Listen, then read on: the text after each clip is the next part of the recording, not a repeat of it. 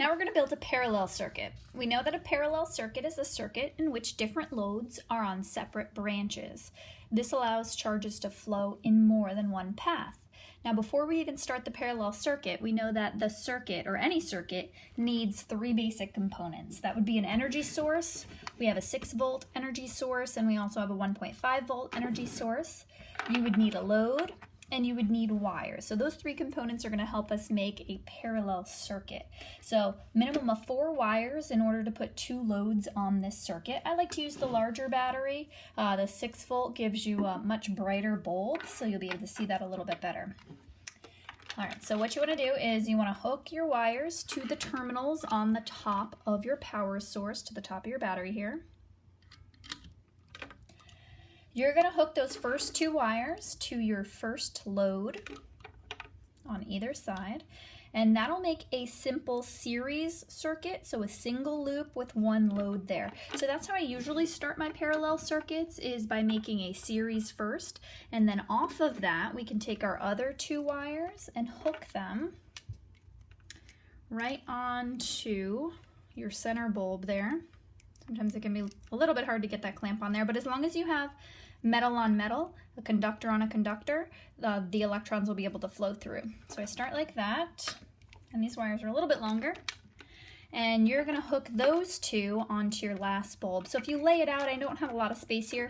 If you lay it out, I like to think of it looking like a figure 8. So you have your first series circuit with a single bulb, and then off of that, you're going to build your parallel circuit with another branch for those electrons to flow.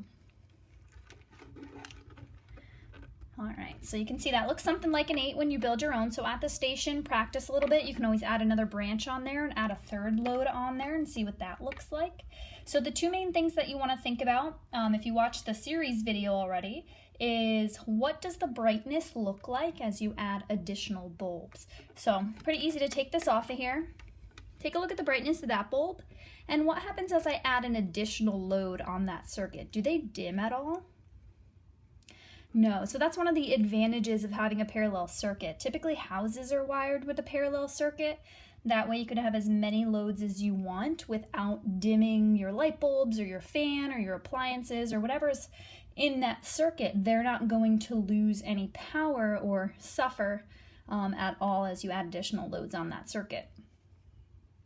Now, another thing to take a look at is what happens if I turn off one of the bulbs. So try that with a series and try it with a parallel. With our parallel circuit, if I unscrew one of these bulbs, do you remember what happens? All right, I'm going to unscrew the one.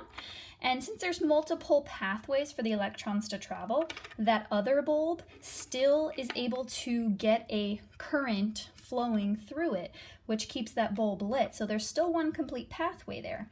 Even though the second branch is incomplete and open, this first bulb has a closed path, so those electrons are going to be able to flow to it.